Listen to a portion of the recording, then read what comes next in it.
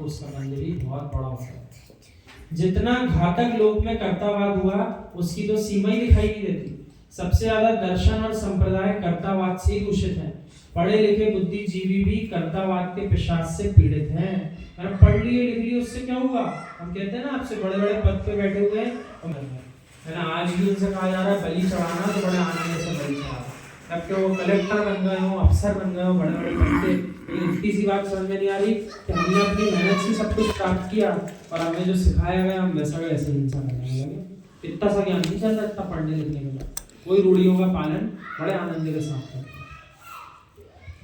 अब अपन को देख कर ये क्या लगेगा उनको कि अज्ञानता है, उनको देख करके लगेगा यही हमारा ज्ञान है, जैसा धर्म में लिखा हम पालन कर रहे हैं। लेकिन आप अनादिकालीन अपना जो कर्म उदय है उसकी अपेक्षा से देखो, ज्ञानावर्णी कर्म का दर्शनावर्णी कर्म का कितना तीव्र उदय चल रहा है। यानी मनुष्य बन गए, ज्ञान है, सही गलत पता है, वही क्रिया उनके घर के जीवों के साथ होगी तो कैसे मिलेंगे?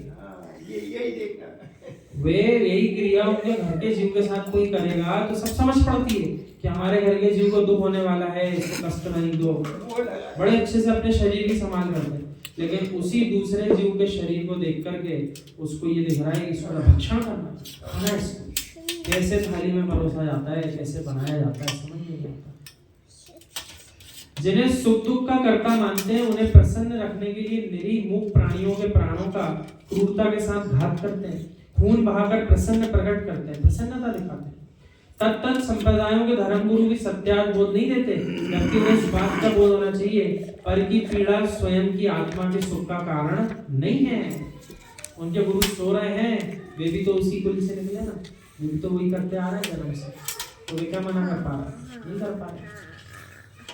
बलि बलिदान धर्म कार्य नहीं क्रूर कर्म है। सद्बोध प्रकट हो जाए तो प्रत्येक वर्ष करोड़ों करोड़ों जीवों के प्राणों की रक्षा हो जाए।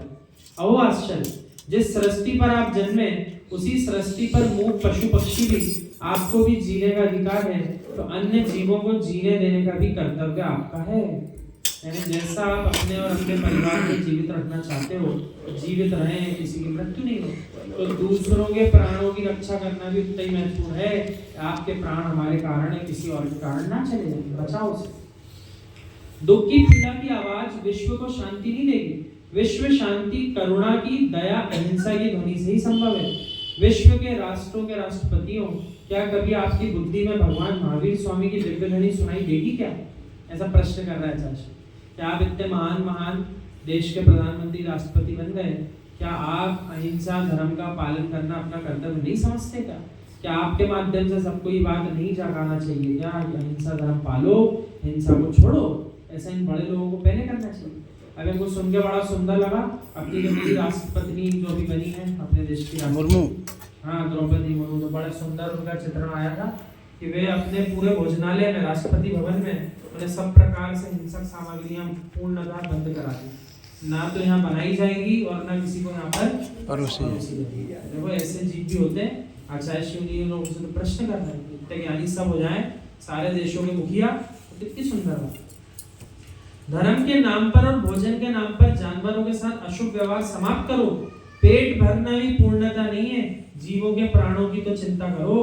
क्या आप ही मात्र जीव हैं? अन्य जीवों के भी तो प्राण हैं। करोड़ों यज्ञों के करने से जो फल यजमान को प्राप्त नहीं होता, वो फल एक प्राणी के प्राणों की रक्षा से प्राप्त होता है।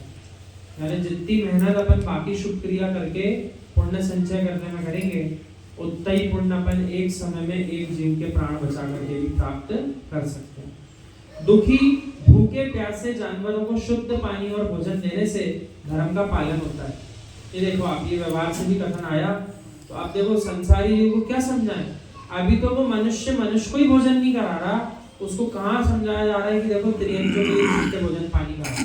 अन्यथा पहले कितनी सुंदर परंपरा थी, पहला रोटी का ग्रास और आखिरी रोटी के लिए ग्रास जो बन रहा है वो त्रियंचों के लिए रखा जा रहा है। और अब देखो आप, मनुष्य ने सारी परंपराएं समाप्त कर दी। तो जैन धर्म ये थोड़ी कहता है कि मात्र आप मनुष्यों को ही भोजन कराओ। जैन धर्म तो कह रहा है जितने प्राणियों को आप शुद्ध भोजन पान कराओगे उतना आपके लिए पुण्यकारी काम है। क्यों? वो दूसरा जीव अभक्ष का सेवन करने से उस दिन बच जाए। या यूं कहो, उसके यदि भूख नहीं लग रही तो उसको संक्लेशता नहीं बरतेगी और शुभ कार्यों में वो लगा रहेगा। प्रकृति के जीव प्रसन्न होने से प्रकृति और पर्यावरण भी प्रशस्त होता है। यानी इन प्रकृति में रहने वाले जीवों को आप प्रसन्न रखोगे तो पूरी प्रकृति प्रसन्न रहेगी, और प्रकृति प्रसन्न रहेगी तो आप प्रसन्न रहोगे। अभी प्रकृति को ही अपन प्रसन्न नहीं रख पा रहे, उसी को प्रदूषित कर रहे हैं, जीवों की विराधना कर रहे हैं, तो अपन प्रसन्न